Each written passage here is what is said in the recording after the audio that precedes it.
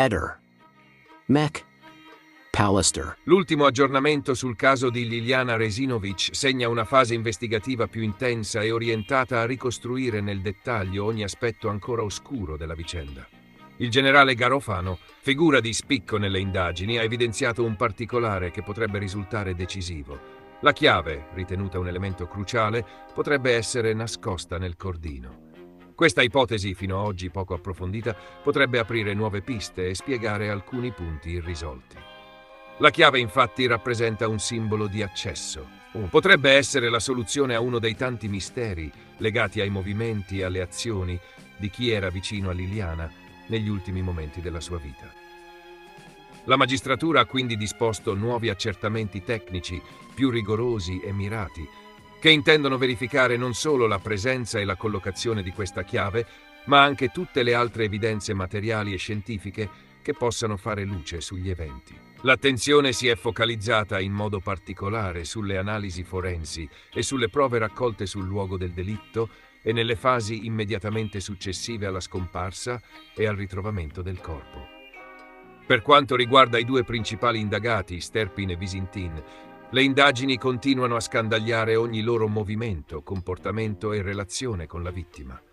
Per Sterpin emergono interrogativi legati ai suoi rapporti personali con Liliana, al suo atteggiamento nei giorni successivi alla scomparsa e alle incongruenze nelle sue dichiarazioni.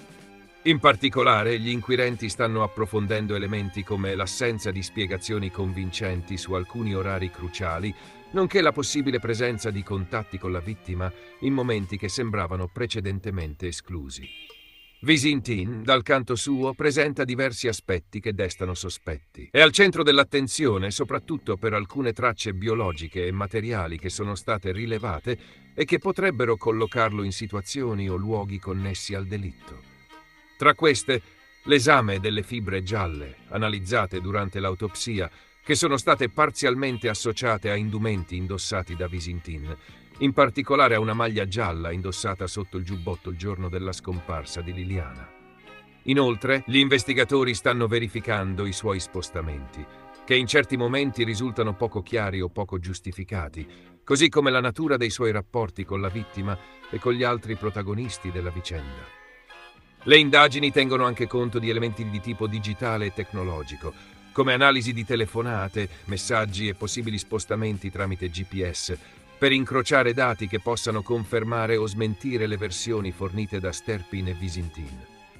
Anche alcuni riscontri ottenuti tramite telecamere di videosorveglianza sono oggetto di rivalutazione, nel tentativo di ricostruire con maggior precisione la sequenza temporale degli eventi. La magistratura appare determinata a non tralasciare alcun dettaglio e a ricercare ogni prova possibile che possa chiarire responsabilità e dinamiche di questa tragedia. I nuovi accertamenti tecnici disposti dalla giudice rappresentano dunque un passaggio fondamentale per mettere insieme il quadro completo e si spera definitivo di quanto accaduto a Liliana Resinovic. Parallelamente, la comunità e gli osservatori esterni seguono con attenzione gli sviluppi, consapevoli che ogni passo avanti può essere cruciale per arrivare a verità e giustizia, in un caso che ha lasciato molte domande senza risposta.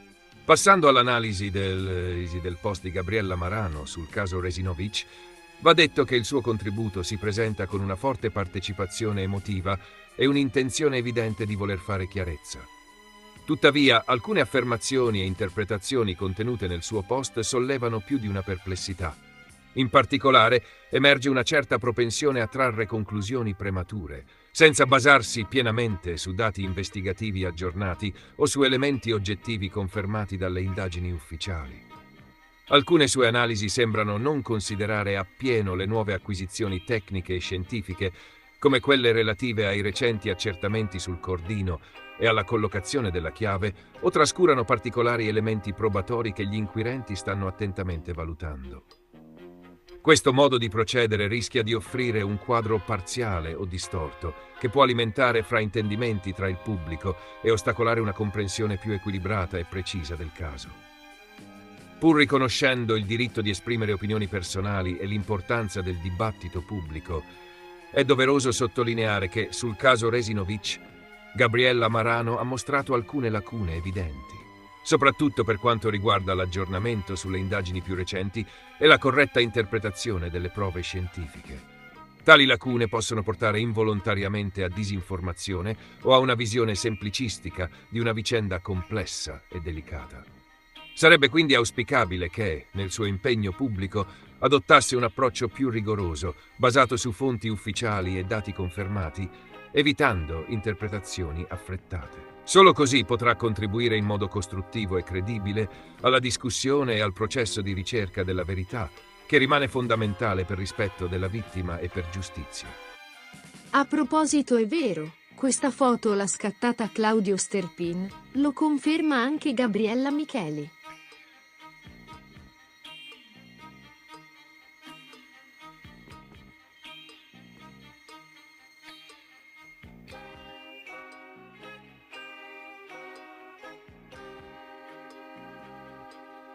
Ehi, non dimenticare di iscriverti a questo canale.